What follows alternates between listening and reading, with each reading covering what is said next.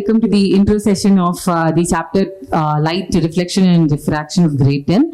So in this chapter we will be looking about the properties of reflection and refraction. Then we have 4 sessions in this chapter where we will be looking about reflection and refraction in details. So in reflection, we will have one chapter with the light properties and reflection and laws of reflection in the session 1.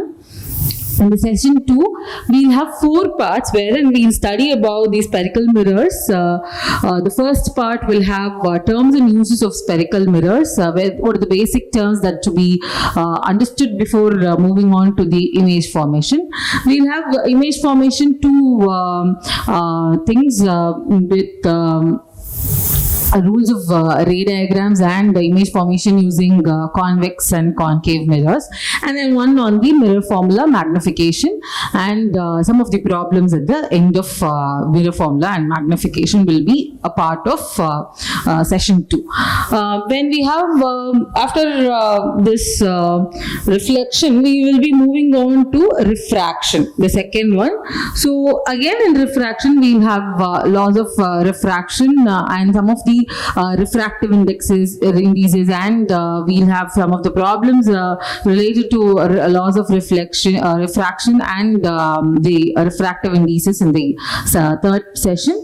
The fourth session, which is the final session, we'll have spherical lenses. Again in spherical lenses, whatever we have studied in spherical mirrors, we will be using the same things, but this will be in the spherical lenses.